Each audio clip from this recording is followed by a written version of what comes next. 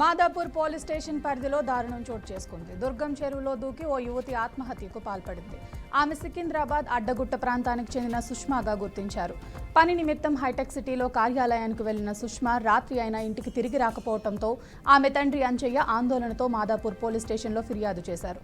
దర్యాప్తు ప్రారంభించిన పోలీసులు దుర్గం చెరువులో సుష్మా మృతదేహాన్ని గుర్తించారు. అనంతరం పోస్టుమార్టం నిమిత్తం మృతదేహాన్ని ఉస్మానియా హాస్పిటల్కు తరలించారు. మృతికి గల కారణాలు తెలియాల్సి ఉంది.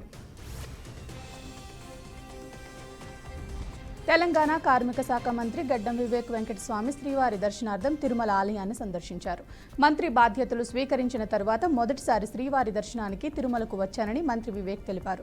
స్వామివారిని దర్శించుకోవటం చాలా సంతోషంగా ఉందన్నారు. తెలంగాణ ఆర్థిక పరిస్థితి మెరుగుపడాలని, సంక్షేమ పథకాలు అమలు కావాలని శ్రీవారిని ప్రార్థించినట్లు తెలిపారు. రైతు భరోసా, 200 యూనిట్ల ఉచిత విద్యుత్, రాజీవ్ ఆరోగ్యశ్రీ, సన్నబియ్యం వితరణతో ప్రజలు చాలా సంతోషంగా ఉన్నారని తెలియజేశారు. శ్రీవారి దర్శనం అనంతరం దేవస్థానం అధికారులు మంత్రికి తీర్థ ప్రసాదాలు అందజేశారు. తమిళనాడులో పోలీస్ వ్యవస్థకు షేక్ చేసేలా ఓ కానిస్టేబుల్ దొంగతనాల స్కెచ్ వేసిన ఘటన వెలుగు చూసింది.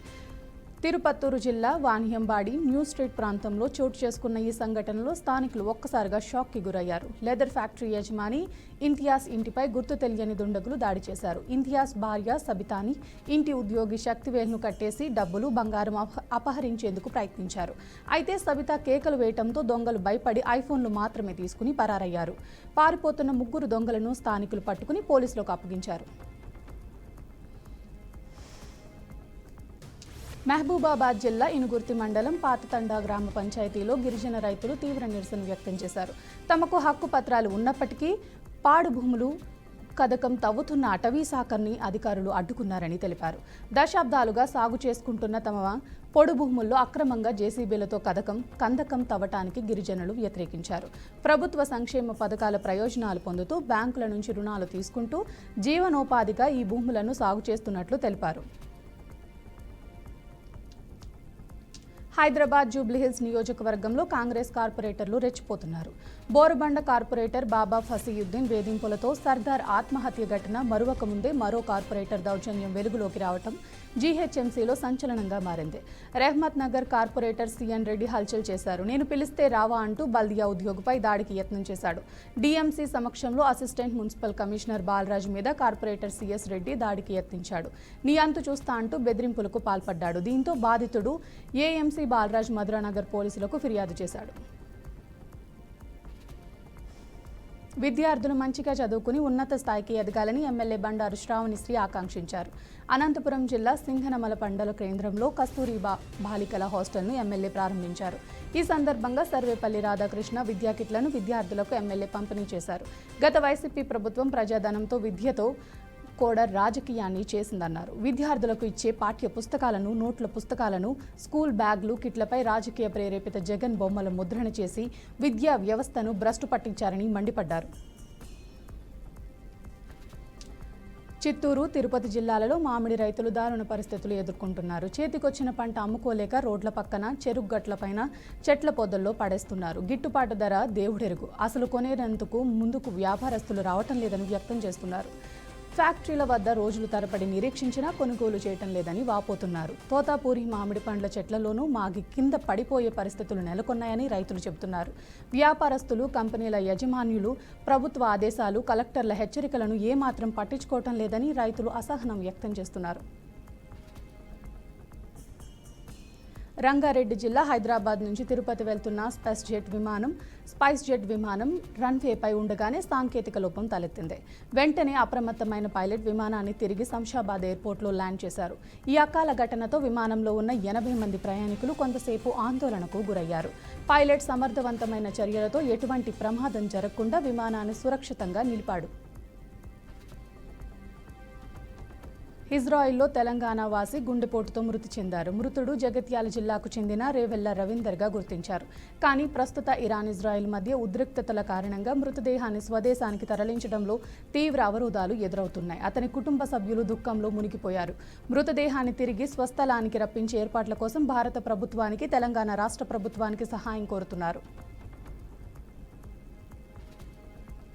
మైలర్దేవపల్లి డివిజన్ పరిధిలో రోడ్డుకు ఇరువైపులా అక్రమంగా ఏర్పాటు చేసుకున్న వాణిజ్య వ్యాపార సముదాయాలపై జీహెచ్ఎంసీ అధికారులు కఠిన చర్యలు తీసుకున్నారు. ఫుట్పాత్ ఆక్రమణలు తొలగిస్తూ అధికారుల దళం బలమైన పోలీసులు బందోబస్తుతో కూడిన చర్యలు చేపట్టింది.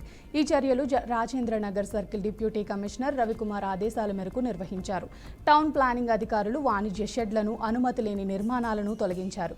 పర్మిషన్ లేకుండా రోడ్లపై షెడ్లు ఏర్పాటు చేస్తే ప్రజలకు ఇబ్బంది కలిగిస్తే కఠిన చర్యలు తప్పవని అధికారులు హెచ్చరించారు. నాగర్ కర్నూలు జిల్లా చారకొండ గ్రామంలోని శ్రీ సీతారామచంద్రస్వామి వారి ఆలయ భూముల్లో అక్రమ నిర్మితాలపై అధికారులు చర్యలు చేపట్టారు.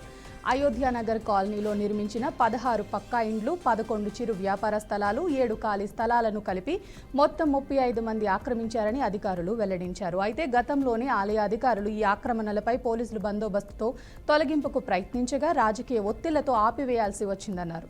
దీంతో ఆలయ ట్రస్టీ కోర్టును ఆశ్రయించారు. కోర్టు గడువు ఇచ్చినా అక్రమదారులు స్థలాలు ఖాళీ చేయకపోవడంతో అధికారులు నోటీసులు జారీ చేసి చర్యలు ప్రారంభించారు.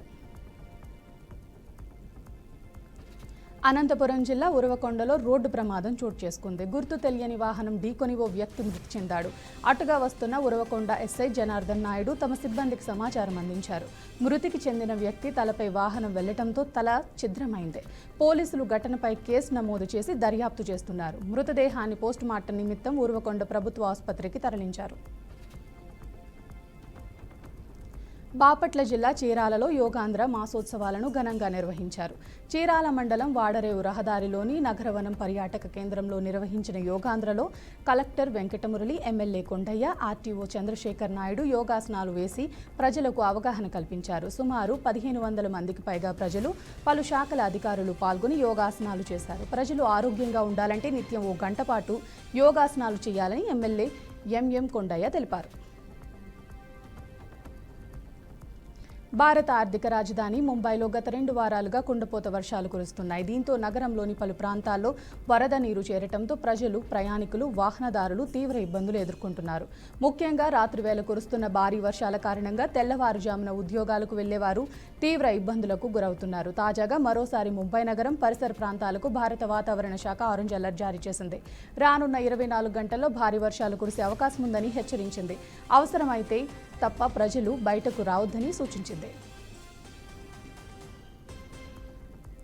మహారాష్ట్ర పూణే జిల్లా జేజూరి మోర్గావ్ రోడ్డుపై అర్ధరాత్రి ఘోర రోడ్డు ప్రమాదం చోటు చేసుకుంది. వేగంగా వెళ్తున్న షిఫ్ట్ డిజైర్ కార్ రోడ్డు పక్కన ఆగి ఉన్న పికప్ టెంపోను ఢీకొంటుంది. ఈ ప్రమాదంలో 9 మంది అక్కడికక్కడే ప్రాణాలు కోల్పోగా మరో 4 తీవ్రంగా గాయపడ్డారు. క్షతగాత్రులను స్థానిక ఆసుపత్రికి తరలించి చికిత్స అందిస్తున్నారు. ప్రమాద సమాచారం అందుకున్న పోలీసులు ఘటనా స్థలానికి చేరుకుని క్రేన్ల సహాయంతో శిథిలాలను తొలగించారు.